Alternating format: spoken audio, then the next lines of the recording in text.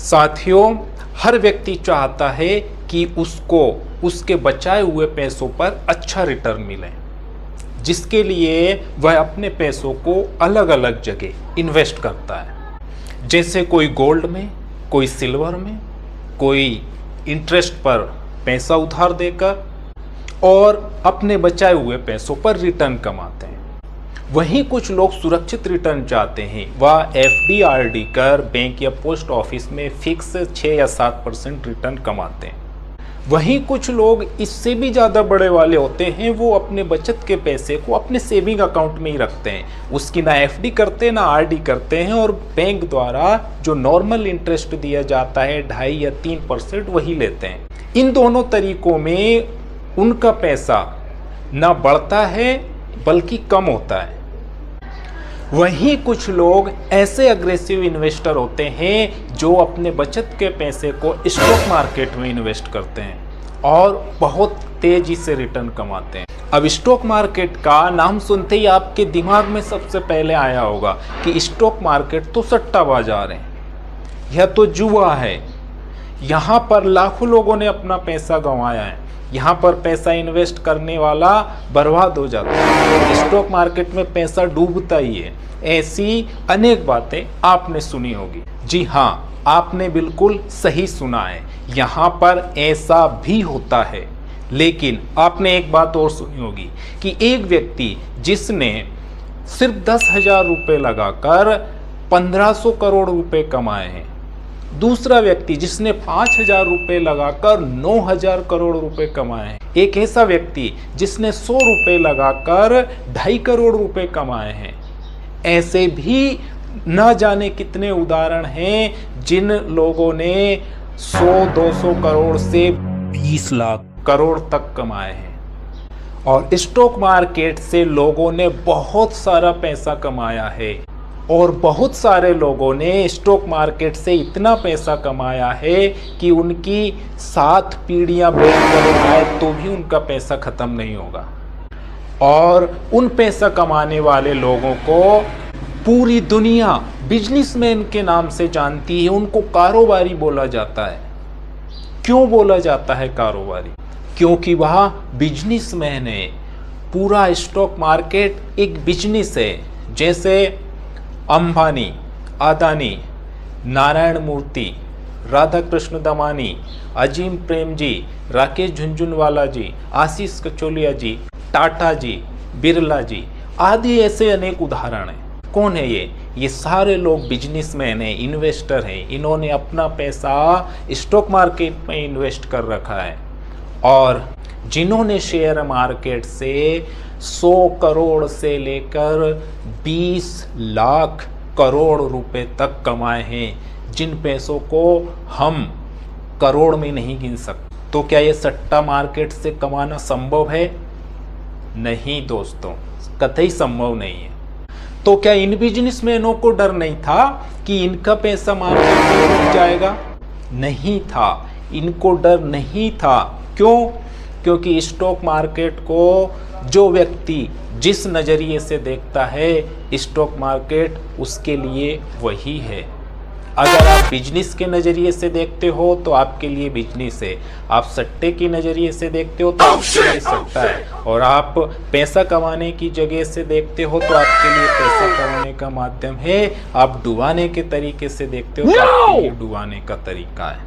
2 वजह है जिसके कारण कुछ लोग पैसा गंवाते हैं और वहीं कुछ लोग बहुत पैसा कमाते हैं। तो आखिर क्या है वो 2 वजह, जानेंगे।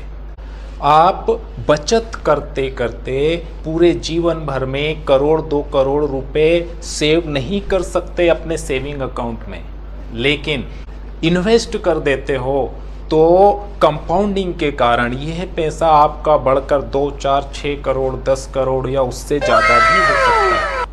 और शेयर मार्केट सबसे बेस्ट जगह है जहां पर पैसा इन्वेस्ट किया जा सकता है। तो फिर यहाँ पर कुछ लोग पैसा गंवाते हैं और कुछ लोग अपना पैसा लूज कर देते हैं, बर्बाद कर देते हैं। तो क्या कारण है, समझेंगे उन दोनों कारण को। साथियों, जिन लोगों का पैसा मार्केट में डूबता है वह 2 वजह से डूबता है।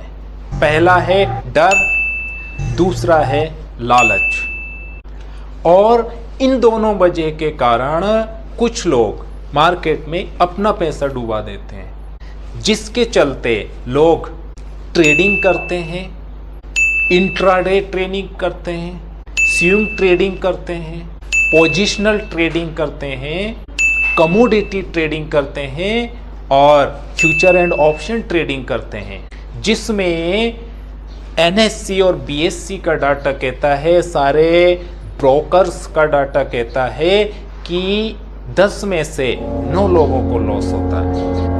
मतलब ये सारे काम करते हैं, उन लोगों को लॉस होता है।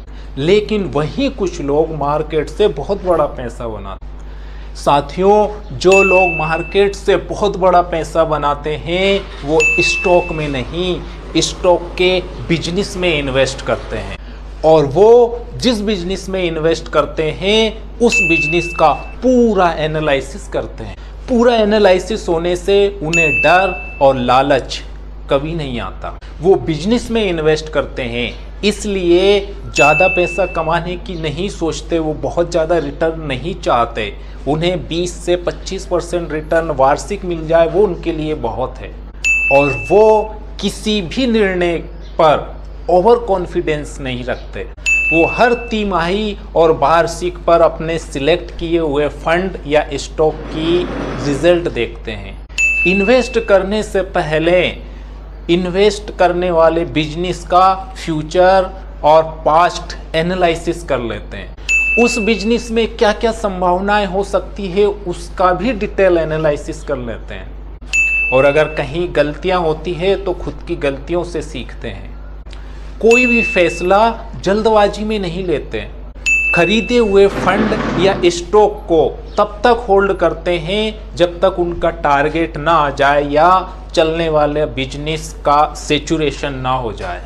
खरीदे हुए अपने स्टॉक का पूरा एनालिसिस होने के कारण उन्हें विश्वास होता है, चाहे वो स्टॉक कितना ही गिरे, अगर उसका बिजनेस सॉलिड है तो वो उस स्टॉक को बेचते नहीं हैं, जिसके कारण उन्हें लॉस नहीं होता। बल्कि जब स्टॉक और नीचे जाता है तो वह उसकी 2 गुनी 3 गुनी क्वांटिटी और परचेस कर लेते हैं। किसी की भी फ्री टिप्स और टेलीग्राम पर मिले बाय या सेल के ऑर्डर को वो कभी फॉलो नहीं करते। टीवी और न्यूज़पेपर के किसी भी एनालिसिस या न्यूज़ पर ध्यान नहीं देते। वह NSE और BSE पर मिली न्यूज़ को ही फॉलो करते हैं, और वो भी सॉलिड हो, उसका वेरिफिकेशन हो जाए उसके बाद। जिस स्टॉक को बाय करते हैं उसको सही वैल्यूएशन पर बाय करते हैं। फ्यूचर में बढ़ने वाले स्टॉक को ही बाय करते हैं। और इन सब तरीकों से वो अपने कुछ पैसों पर इतना बड़ा रिटर्न कमा लेते हैं कि उनकी आने वाली 7 पीढ़ियां भी बैठ कर खाए तो उनसे वो पैसा ख़त्म नहीं होता। इसलिए स्टॉक मार्केट को दुनिया का सबसे शक्तिशाली बिजनेस बोला जाता है, और स्टॉक मार्केट में इन्वेस्ट करने वाले लोगों को बिजनेसमैन बोला जाता है। लेकिन बिजनेसमैन लॉन्ग टर्म के लिए इन्वेस्ट करते हैं और वहाँ से पैसा बनाते हैं। इसलिए स्टॉक मार्केट के बारे में कहा जाता है कि स्टॉक मार्केट पैसों का एक ऐसा सागर है जो पूरे देश के पैसों की प्यास बुझा सकता है। अगर वीडियो अच्छा लगा हो तो एक लाइक करें और चैनल को सब्सक्राइब करें।